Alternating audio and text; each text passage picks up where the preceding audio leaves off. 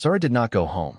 She sat in her car long after Amanda's vehicle disappeared behind the iron gates, the engine idling softly, heat blasting against her skin while her fingers stayed cold around the steering wheel.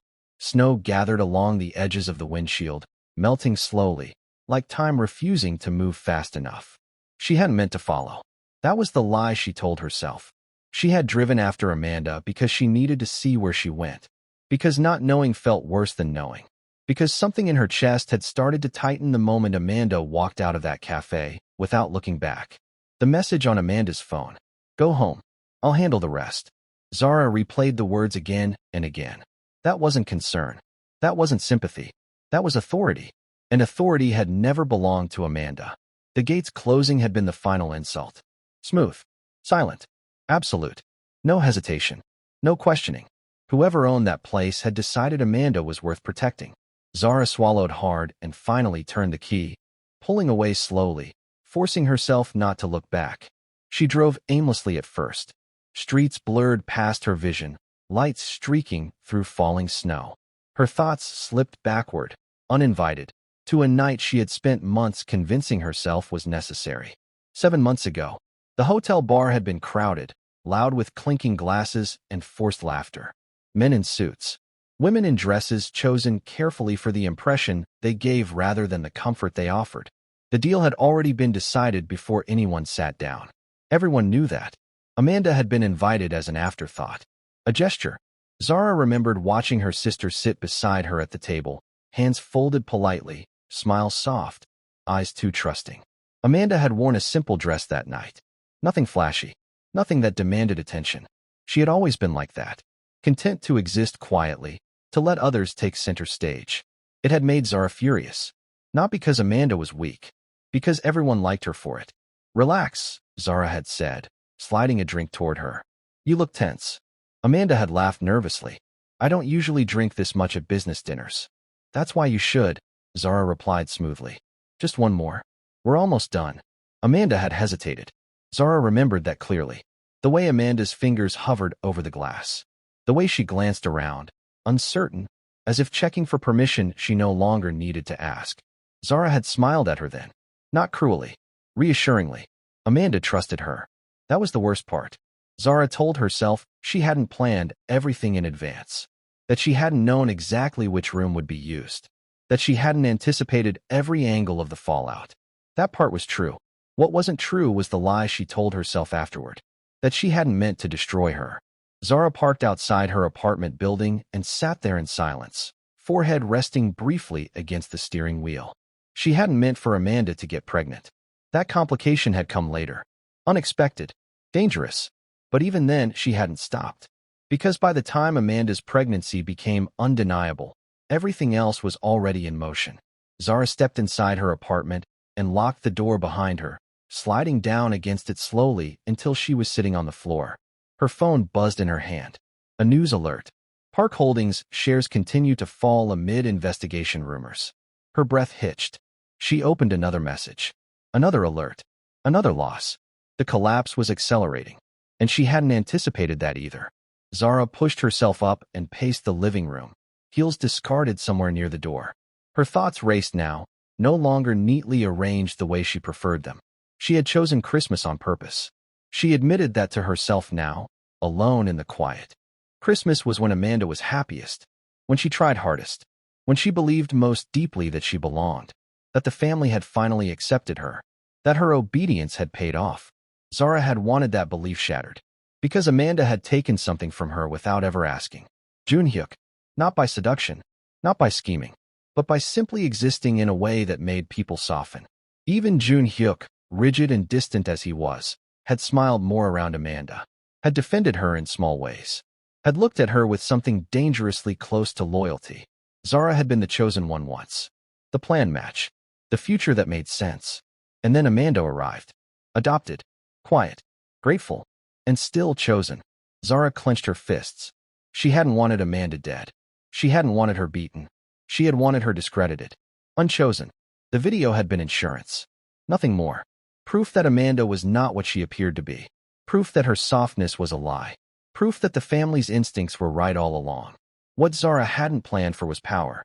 She crossed to her desk and opened her laptop, fingers moving quickly now, checking accounts she hadn't touched in weeks. Everything looked intact. Too intact. That was wrong. Power didn't move loudly. It moved quietly, and it erased people without warning. Zara's phone buzzed again. A private message. Unknown number. Her stomach tightened. She stared at the screen for several seconds before opening it. You should stop watching gates that don't belong to you. Her breath left her body in a rush. She spun around instinctively, as if someone might be standing behind her. The apartment was empty. Silent. Another message followed. It won't protect you. Zara's hands trembled as she typed. Who is this? The response came immediately. Someone who knows what you did. Her heart began to race. She deleted the thread instantly, as if erasing it could undo what it meant. She backed away from the desk slowly, pulse roaring in her ears. Someone new. Not Amanda. Someone worse. Across the city, Tae-woon stood in front of a wall of screens, his expression unchanged as Zara's panic unfolded in real time. Messages sent. Messages deleted. Movement tracked. She's unraveling, Min-kyu said quietly. She will, Tae-woon replied. Guilt always demands an audience. And Amanda? Min-kyu asked. Tae-woon's gaze shifted briefly to the feed showing Amanda asleep in the guest room, one hand resting protectively over her stomach. Not yet, he said. She deserves the truth when it can no longer hurt her. Zara stood alone in her apartment, breathing hard, the carefully constructed version of herself beginning to crack. For the first time since that night in the hotel, she understood something with terrifying clarity. Amanda had not been saved by accident. She had been claimed, and whatever was coming next would not be kind. Zara did not sleep that night. She lay on her bed staring at the ceiling, phone clutched in her hand, replaying the message again and again until the words burned into her mind. You should stop watching gates that don't belong to you. It wasn't a threat screamed in anger. It was worse. It was a statement of fact. By morning, she had convinced herself it had been a bluff. Some investigator. Some rival. Someone fishing. Power always tried to intimidate first. Still, she canceled her meetings. Still, she checked behind her twice before leaving her apartment.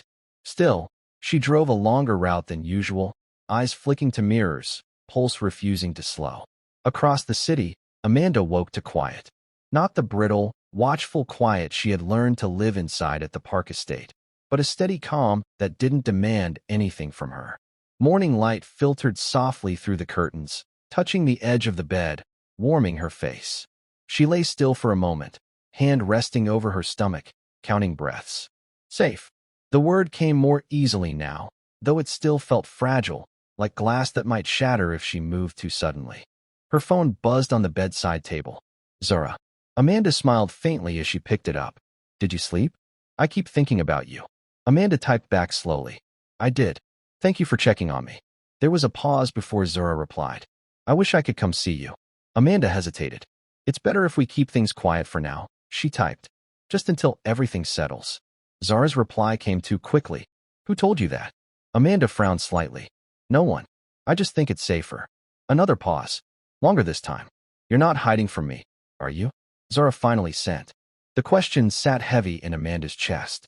She reread it twice, unsure why it unsettled her so much. Of course not, she replied. You're my sister. The typing indicator appeared, disappeared, appeared again. I just worry, Zara wrote. People are watching you now. Amanda stared at the screen. What do you mean? 3 dots blinked, then vanished. I didn't mean anything like that. Zara followed quickly. I'm just being paranoid. Amanda set the phone down slowly, unease creeping up her spine. It wasn't suspicion. It was something quieter. A hairline crack where certainty used to be. She pushed the feeling away. Zara had always worried too much. Always been protective. That was all. Later that afternoon, Tae-woon reviewed the compiled files in silence. Contracts.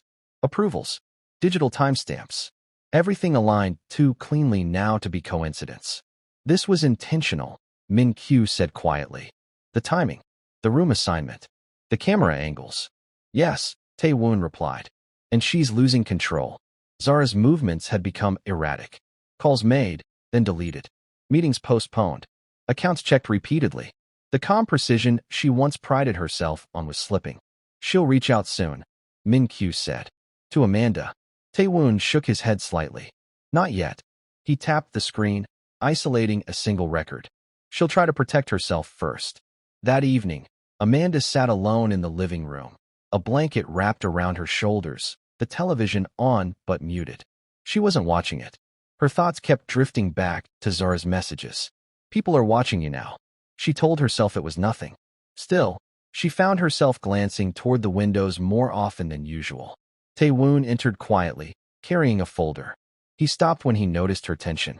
"You're unsettled," he said calmly. Amanda hesitated, then nodded. "My sister said something strange earlier." "Probably nothing." He waited, giving her space to continue. "She asked who told me to keep things quiet, and then said people were watching me." Amanda let out a soft laugh. "She's always been dramatic." Tae-woon studied her carefully. "Has she ever lied to you?" he asked. Amanda looked up sharply. "No." The answer came too fast. He didn't press. "Rest," he said instead. "Stress travels quickly to the child." Amanda nodded, though his question lingered long after he left the room. Across the city, Zara sat in her car outside Amanda's cafe again before realizing what she was doing. She cursed under her breath and drove away immediately. She was slipping. Her phone buzzed. A blocked number. She answered without thinking. "You're being careless," a man's voice said calmly. Zara's breath caught. "Who is this?" "You know exactly who I am," the voice replied. "You just don't know how much I know." The line went dead. Zara stared at her phone, chest heaving. She had wanted Amanda erased quietly. Instead, she had drawn the attention of something far worse. Back at the mansion, Tae-woon closed the final file and slid it aside. "Prepare the meeting," he said evenly. "For when?" Min-kyu asked. "When she reaches for Amanda again," Tae-woon replied. "That will be her mistake." In the guest room, Amanda lay awake, staring at the ceiling, her thoughts circling. For the first time since Christmas night, the safety she felt came with a shadow. She didn't know why. She only knew that something beneath the surface had shifted. And once things began to move, they would not stop. Zara broke first. It wasn't dramatic. There was no screaming confession or sudden collapse. It was a quiet decision made in the early hours of the morning, sitting alone at her kitchen table with untouched coffee growing cold in front of her. Amanda was the weakness. She had always been. Zara knew that if she wanted control back, she had to reclaim the narrative. And the only way to do that was to see Amanda, to look her in the eyes, to remind her who had always been stronger. She sent the message carefully. "Can we talk? Just us. Please. I need to explain something." Amanda read it twice. She was already unsettled. The strange messages. Tae-woon's question that lingered in her mind. Zara's sudden intensity. It all pressed against her ribs, uncomfortable but not yet painful. She showed the message to Tae-woon without quite realizing why. He read it once. "She wants to meet," Amanda said. I think she's scared." Tae-woon handed the phone back to her. "She should be." Amanda frowned. "What does that mean?" "It means," he said calmly, "that you won't meet her alone." The meeting place Zara chose was neutral. A private lounge inside a high-end hotel. Glass walls. Security cameras. No corners to hide in. Zara had chosen it deliberately, believing transparency would protect her. She arrived first, pacing, fingers twisting together. When Amanda entered moments later, Zara forced herself to smile. Amanda looked different. Straighter. Quieter. Not broken the way Zara expected. "Thank you for coming," Zara said quickly. "I know everything's been overwhelming." Amanda sat across from her. "You said you needed to explain something." Zara nodded, swallowing. "I've been thinking about that night. About the business dinner. And there are things that don't add up." Amanda's chest tightened. "What kind of things?" Zara leaned forward. "You said you woke up alone. Fully dressed. That doesn't make sense if the footage is real." Amanda's hands curled slowly in her lap. "That's what I said." Zara exhaled shakily. "I think someone manipulated the situation. Someone at the deal." Amanda stared at her. "Why are you telling me this now?"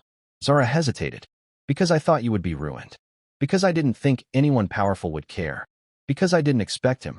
None of that could be said. Because I don't want you hurt anymore," Zara replied instead. "You're my sister." The word landed wrong. Amanda felt it.